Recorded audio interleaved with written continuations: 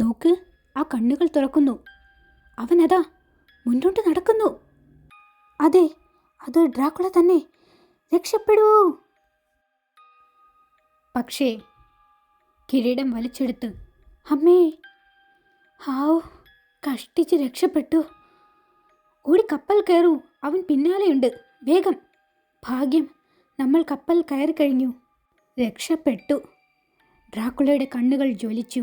അടുത്ത നിമിഷം കയ്യിലിരുന്ന തീപ്പന്തം അവരുടെ നേർക്ക് പാഞ്ഞു വന്നു. നോക്ക്, അത് ശരിക്കും തീയുണ്ട്. നാശം, കപ്പലിന് തീ പിടിച്ചു. രക്ഷിക്കണേ!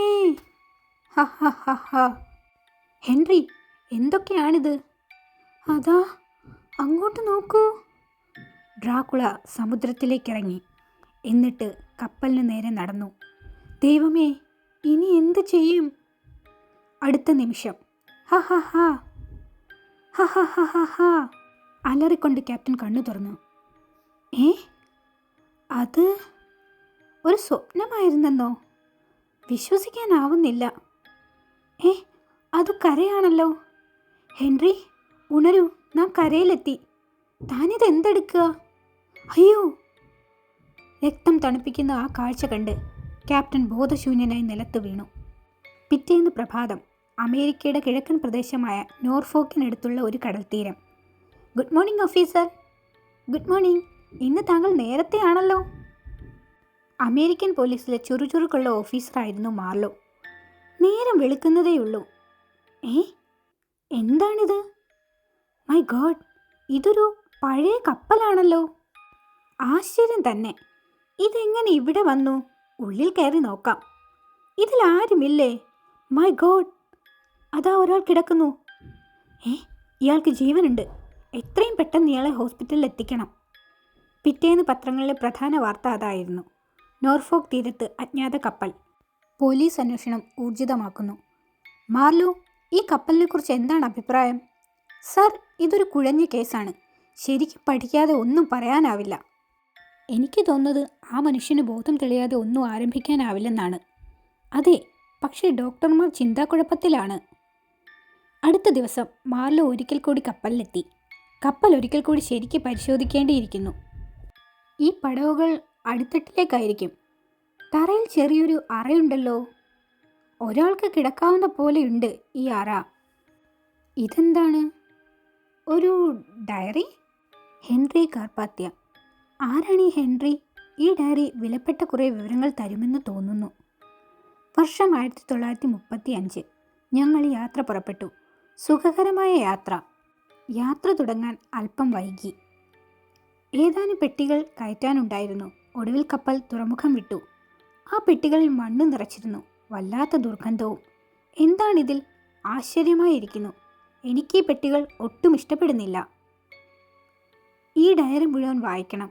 കപ്പലിനെ കുറിച്ചുള്ള സകല വിവരങ്ങളും ഇതിലുണ്ടാകുമെന്ന് കരുതാം.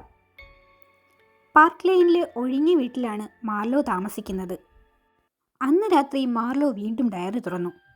ഏപ്രിൽ 3. ഒരു ദുർദിനമായിരുന്നു. ഇന്ന് വല്ലാത്ത മൂടൽമഞ്ഞ്. കടൽ ക്ഷോഭിച്ചിട്ടുമുണ്ട്. ഞങ്ങൾ കാർപ്പാത്യക്കാർക്ക് ഇത്തരം കാര്യങ്ങൾ ദുശ്ശകുനമാണ്.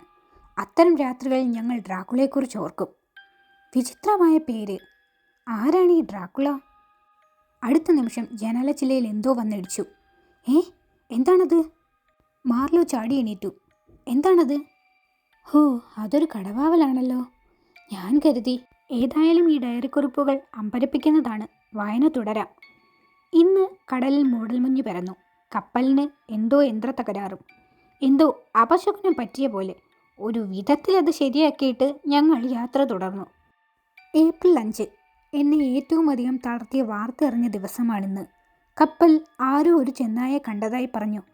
ദൈവമേ, അതവൻ തന്നെയാവും. ഡ്രാക്കുള. ഈ കപ്പൽ ഇനി സുരക്ഷിതമായി കരയിലെത്തുമോ? എനിക്കറിയില്ല.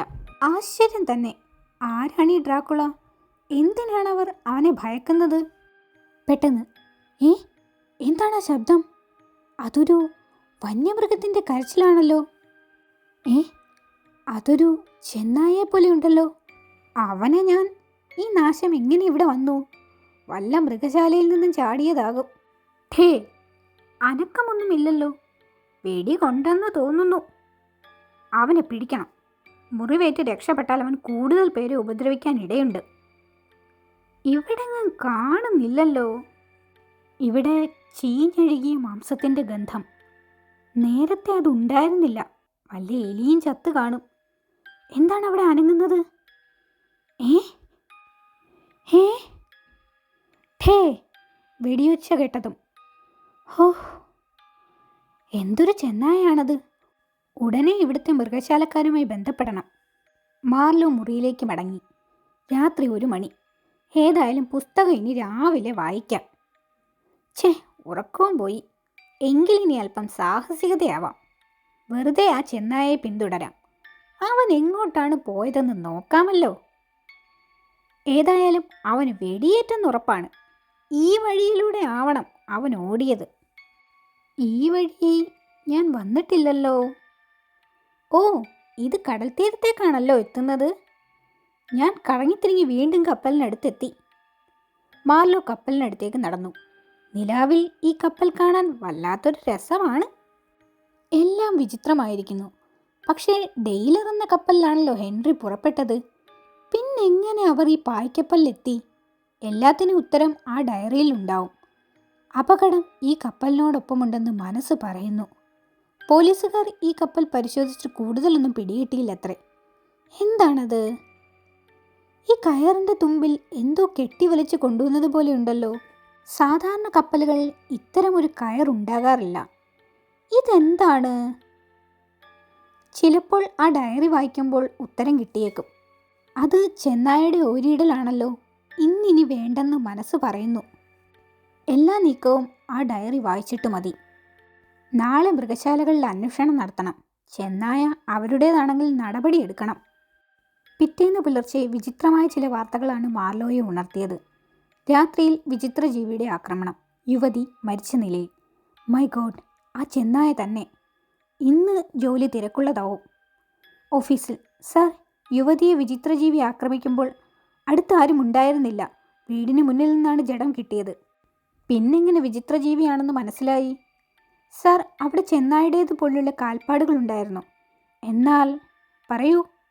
അത് ചെന്നായ ആണെന്ന് തോന്നുന്നുമില്ല. ഇതവൻ തന്നെ.